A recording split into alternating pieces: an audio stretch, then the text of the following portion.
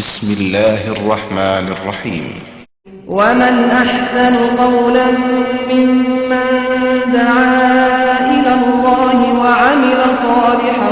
وقال إنني من المسلمين.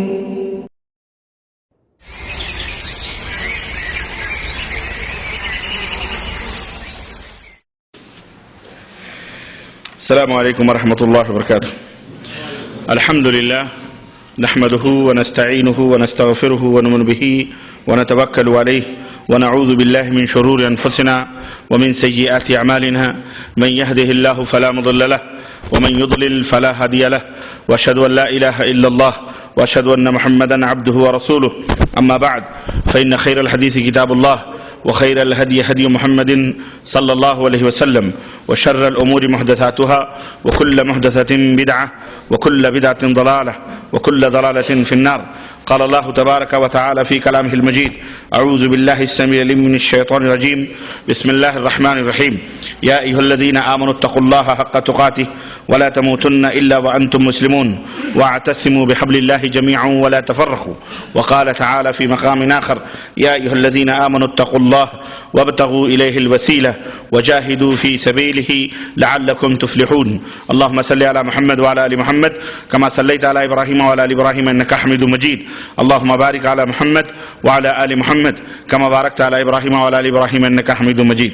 تمام قسم کی حمد و ثنا، کبریائی اور بڑائی اس اللہ عز و جل کے لیے لائق و زیبہ ہے جس نے ہمیں اور آپ کو پیدا فرمایا، اور بیش بہا درود و سلام اس ذات مبارک مطہرہ پر جن کا نام نامی اسم گرامی احمد مجتبی محمد مصطفیٰ صلی اللہ علیہ وسلم. برادران اسلام، نوجوان دوستوں، بزرگوں اور بھائیوں اور قابل احترام معزز علماء کرام،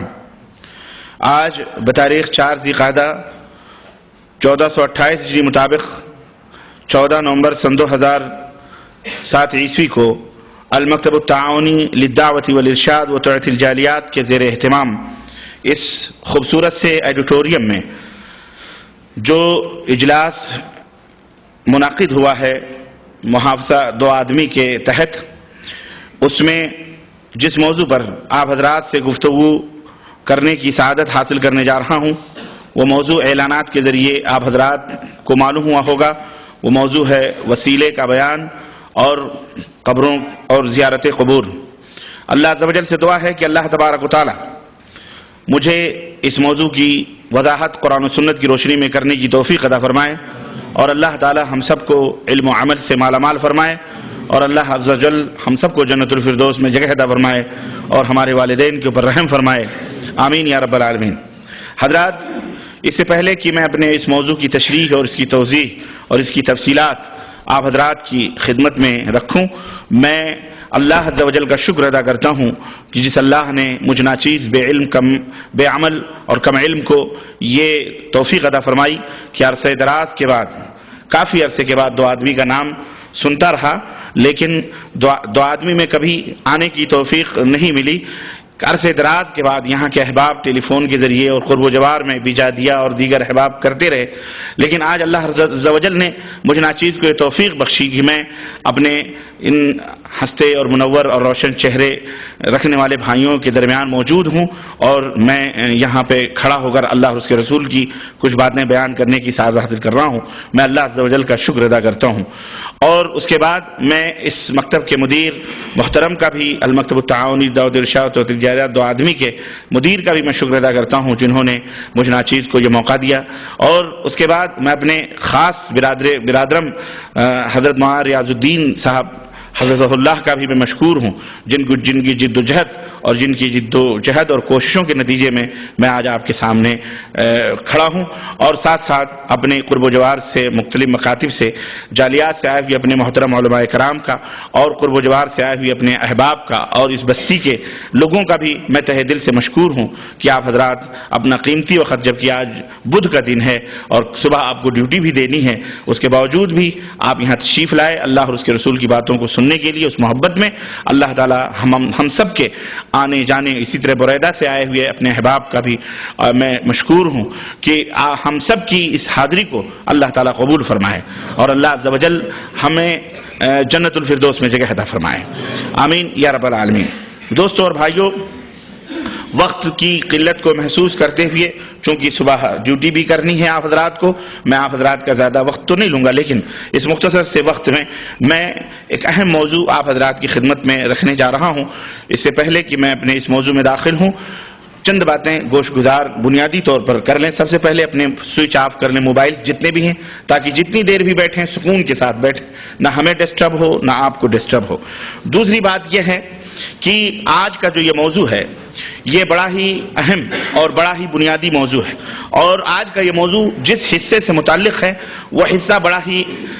حساس اور بڑا ہی ضروری حصہ ہے، یعنی عقیدہ توحید سے متعلق آج کا یہ موضوع ہے وسیلے کا۔ اس عقیدے کی صحت اور عقیدے کی درستگی اور عقیدہ صحیح ہونا چاہیے، اس میں کسی کو کوئی اختلاف نہیں ہے۔ ہر ایک کی خواہش اور ہر ایک کی چاہت یہ ہوتی ہے کہ اس کا عقیدہ درست ہو، ایمان صحیح ہو، کیونکہ اس کو پتہ ہے کہ اعمال جو ہم کرتے ہیں ان کا دار و مدار ایمان کی صحت اور درستی کے اوپر، اسی کے اوپر اس کا مدار ہے۔ اگر ایمان غلط ہے، عقیدہ صحیح نہیں ہے، تو انسان ہزار اعمال کر لے، اچھے سے اچھے اعمال کر لے، ان اعمال کا اللہ رب العزت کے ہاں کوئی ان کی وقات یا اس کی کوئی اہمیت نہیں ہوتی ہے۔ تیسری بات جو ہمیں ذہن نشین کرنی ہے آج کے موضوع کے تعلق سے، وہ یہ نقطہ ہے کہ امت محمدیہ کے اندر انحرافات، یا اس سے پہلے جو امتیں تھیں، یہود تھے، نصارہ تھے اور دیگر نبیوں کی امتیں جو گزری ہیں، ان کے اندر جو انحرافات پیدا ہوئے، جو گمراہیاں آئیں، جو بھٹکے وہ اور جہنم کا یا اللہ کے غضب کا یا اللہ کے عذاب کا وہ قومیں شکار ہوئیں، ان انحرافات کے اسباب کیا تھے؟ یقیناً ہم پورے اسباب تو نہیں بیان کر سکتے، بہت سارے اس کے اسباب تھے، لیکن اس میں ایک بنیادی سبب یہ بھی تھا کہ وہ، یا آج کے جو امت کے اندر انحرافات یا اختلافات موجود ہیں، آج یا کل جو لوگ بھی انحرافات کے، گمراہیوں کے شکار تھے یا بدعقیدگی کے شکار تھے، اصل بنیادی سبب، بہت سارے اسباب ہیں لیکن ان میں ایک بنیادی سبب یہ بھی ہے کہ اللہ کے کلام اور انبیاء اور رسول کے کلام کو سمجھنے کے لیے، ان کی باتوں کو سمجھنے کے لیے انہوں نے اپنے ذہن اور اپنے دماغ کا استعمال کیا۔ من مانی اللہ اور اس کے رسول کی باتوں کی تعبیر کرنا، من مانی اپنے مزاج سے اللہ اور اس کے رسول کی باتوں کے معنی اور مفہوم امت کے اندر بیان کرنا، یہ بھی تمام اسباب میں سے ایک سبب تھا۔ آج بھی امت کے اندر، مسلمانوں کے اندر بہت ساری جو غلط باتیں، بدعقیدگی کی باتیں، گمراہیوں کی باتیں جو پھیلی ہوئی ہیں، ان کا بھی بنیادی اسباب میں سے ایک سبب یہ ہے کہ وہ قرآن و سنت کے معنی اور مفہوم کی تعیین اپنے دماغ اور اپنے مزاج اور اپنی منمانی کرتے ہیں، جبکہ اصول یہ ہے، ضابطہ یہ ہے، اور ہمارا منہج اہل السنہ والحدیث کا یہ ہے کہ قرآن کی اور احادیث کی باتوں کو علی منہج فہم سلف نے جس طرح سمجھا ہے، سلف سے مراد صحابہ کرام رضوان اللہ علیہم اجمعین ہیں، ان کے شاگرد ہیں، تابعین ہیں، تبع تابعین ہیں، یعنی اللہ کے رسول صلی اللہ علیہ وسلم کو اللہ تعالی نے قرآن دیا اور انہوں نے سمجھا، اور اس قرآن کو جس طرح اللہ کے نبی صلی اللہ علیہ وسلم نے اپنے صحابہ کو سمجھایا اور انہوں نے معنی بیان کیا، صحابہ نے اپنے شاگردوں کو سمجھایا، تابعین جن کو ہم کہتے ہیں انہوں نے جس طرح سمجھا، ہمیں بھی اسی طرح سے قرآن و سنت کو سمجھنا چاہیے جس طرح انہوں نے سمجھایا ہے۔ ایک لفظ کا معنی جیسے انہوں نے بیان کیا ویسے ہمیں بھی بیان کرنا ہے اور قیامت تک بیان کرنا ہے۔ اس میں ہمارے دماغ میں وہ لفظ سمجھ میں آئے نہ آئے یہ الگ بات ہے، اس کی حکمت ہم سمجھ سکیں نہ سمجھ سکیں، سمجھ رہے نا، لیکن جس طرح ہم کو حکم دیا گیا ہے، جس طرح ہم کو بتلایا گیا ہے، اسی طرح ہم سمجھیں بس۔ یہ اصول ہے، یہ ضابطہ ہے، اور ہمارا یہی منہج ہوگا، اور یہی ہر اہل سنت والجماعت، ہر مومن آدمی کا یہی منہج اور یہی طریقہ جنت میں لے جانے والا ہے۔ اس کے برخلاف ضلالت اور گمراہیاں، ہر آدمی کو اس کے مزاج کے مطابق چھوڑ دو تو پھر ہر آدمی اسی سے کفر نکالے گا، آپ اس سے توحید نکالیں گے، وہ آدمی اپنے مزاج سے اسے کفر نکالے گا، آدمی اس سے شرک نکالے گا، آدمی اسی حدیث سے بدعت ثابت کرے گا۔ چنانچہ آج ایسا ہو رہا ہے کہ قرآن و سنت کے معنی اور مفہوم کو جب اقوال اور فلانے کے مزاج کے مطابق جب اس کی تشریحات کی جانے لگی تو پھر گمراہیاں عام ہو گئیں اور امت پارا پارا ہو گئی، ٹکڑے ٹکڑے ہو گئی، انتشار ہو گیا، مختلف مسجدیں، مختلف ناموں کی تنظیمیں، تحریکیں، جماعتیں پنپنے لگیں، اور جناب علی ہر ایک اپنی اپنی ڈگڈگی اور اپنی اپنی ڈفلی بجاتا ہوا پھر رہا ہے۔ اس میں اتحاد کا ایک نہایت ہی اہم اور سیدھا سا راستہ یہ ہے کہ قرآن و سنت کے معنی کو اسی طرح سے رکھو جس طرح صحابہ نے بیان کیا، تابعین نے بیان کیا، مفسرین نے بیان کیا۔ بس ہمارا فرض یہ ہے کہ ہم اسی کے مطابق اپنی زندگی کو بسر کریں۔ یہی منہج ہے اہل السنہ والحدیث کا، اور ہم سب کا یہی منہج ہونا چاہیے۔ پانچویں بات، یہاں یہ بات بھی دھیان میں رکھنی چاہیے کہ عقیدہ جو بنتا ہے وہ کسی کے، ہمارے آپ کے یا بڑے سے بڑے لوگوں کے قول، اقوال، ان کے فرمان سے نہیں بنتا ہے۔ ایک بنیادی اہم ضروری بات ہے عقیدہ جو ہم نے دل میں بٹھاتے ہیں، ایمان جس کو ہم کہتے ہیں، اس کا دوسرا نام ایمان بھی ہے۔ یہ ایمان قرآن سے بنتا ہے۔ کس سے بنتا ہے؟ قرآن سے بنتا ہے۔ یہ ایمان نبی کریم صلی اللہ علیہ وسلم کے فرمان سے بنتا ہے۔ دو ہی چیزیں ہیں جس سے ایمان بنتا ہے، یعنی بنتا ہے مطلب یعنی ایمان انہی دونوں چیزوں سے سجتا اور سنورتا ہے۔ ایمان کی اساس اور بنیاد انہی اللہ اور اس کے رسول کے فرمان پر ہے۔ بس اس کے بعد کسی اور کا قول اور فرمان ایمان نہیں کہلا سکتا، نہ ایمان کی مدار بنیاد بن سکتا ہے، نہ ایمان کی اساس بن سکتا ہے، نہ ہی اس سے عقیدہ ثابت ہو سکتا ہے، اور نہ ہی اس سے عقیدہ بن سکتا ہے۔ یہ بنیادی بات بھی بنیادی اپنے دماغ میں آپ رکھیے تاکہ آگے ہماری باتیں سمجھنے میں آپ کو آسانی ہو۔ نمبر 6، چھٹی بات یہ ہے کہ ہر کلمہ پڑھنے والا مومن، ہر کلمہ پڑھنے والا شخص یہ چاہتا ہے کہ وہ جہنم سے بچ کر جنت کا راہی بنے، جنت کی راہوں پہ چلے، جنت میں جائے، اور اس کے لیے وہ جنت کی راہ تلاش بھی کرتا ہے، ڈھونڈتا بھی ہے، یعنی صراط مستقیم اور راہ ہدایت کی راہ پر چلنے کا وہ خواہش مند ہوتا ہے۔ مگر یہ صراط مستقیم یا یہ راہ ہدایت اسے کہاں ملے گی، کیسے ملے گی؟ یہ بنیادی چیز ہے۔ ہر آدمی چاہتا ہے کہ وہ صراط مستقیم پہ چلے، دعا کرتا ہے اہدنا الصراط المستقیم، اہدنا الصراط المستقیم، سورہ فاتحہ پڑھتا ہے نماز ہے، اے اللہ ہمیں سیدھے راستے پر چلا، اے اللہ ہمیں سیدھے راستے پر چلا۔ لیکن یہ صراط مستقیم یا یہ راہ ہدایت اسے ملے گی کہاں، اور یہ کیسے ملے گی؟ اس کا نہایت ہی واضح اور صاف ستھرا اور دو لفظوں میں جواب قرآن کریم ہم کو دیتا ہے۔ اللہ رب العزت نے قرآن کریم میں ارشاد فرمایا، سورہ بقرہ کی پہلی اور دوسری آیت کریمہ آپ پڑھیں، الف لام میم ذالک الکتاب لا ریب فیہ ھدی للمتقین۔ الف لام میم، اس کا معنی اللہ ہی بہتر جانتا ہے۔ ذالک الکتاب لا ریب فیہ، اللہ نے فرمایا یہ وہ کتاب ہے جس میں کسی بھی شک اور شبہے کی کوئی گنجائش نہیں ہے، بالکل مکمل کتاب ہے، اور اس میں اور یقینی کتاب ہے۔ ھدی للمتقین، اس میں متقیوں کے لیے ہدایت ہے، اہل تقوی کے لیے ہدایت ہے، جو برائیوں سے، گناہوں سے، معصیت سے، کفر سے، الحاد سے، شرک سے، بدعات سے دور رہتے ہیں، حرام سے، چوری سے، چکاری سے اور دیگر کبیرہ گناہوں سے دور رہنے والے، اللہ کی باتوں پر عمل کرنے والے جو اہل تقوی ہیں، اس قرآن میں ان کے لیے ہدایت ہے، ان کے لیے ہدایت ہے۔ اور یہ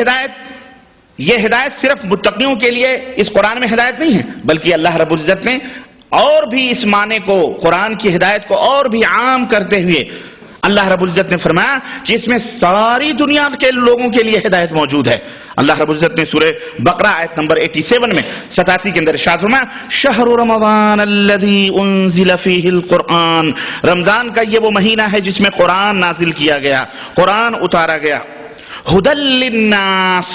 ھدی للناس، اس قرآن میں ساری دنیا کے لوگوں کے لیے ہدایت ہے، یہودیوں کے لیے بھی، نصرانیوں کے لیے بھی، بدھسٹوں کے لیے بھی، جین کے لیے بھی، مسلمانوں کے لیے بھی، کافروں کے لیے بھی، ملحدوں کے لیے بھی، کمیونسٹوں کے لیے بھی، کمیونزم کے لیے، دہریوں کے لیے بھی، جو اللہ کا انکار کرتے ہیں، سب کے لیے یہ ہدایت، یہ کتاب جو ہے کتاب ہدایت ہے۔ ھدی للناس وبینات من الھدی والفرقان، ہاں، اور اس کے اندر ہدایت ہے، فرقان ہے، کفر اور باطل، حق اور باطل کے درمیان تمیز کرنے والی چیزیں، اس میں ہدایت ہی ہدایت موجود ہے۔ تو اس آیت کریمہ سے ہمیں یہ معلوم ہوا کہ اہل تقوی ہی کے لیے ہدایت نہیں ہے، بلکہ سارے سنسار کے لوگوں کے لیے اس کے اندر ہدایت موجود ہے، ہندو ہو، مسلمان ہو، سکھ ہو، عیسائی ہو، سب کے لیے اس کے اندر ہدایت موجود ہے۔ اور یہ سورہ بقرہ آیت نمبر 185 کے اندر یہ آیت کریمہ موجود ہے۔ پھر یہ جو ہدایت کی تاثیر ہے،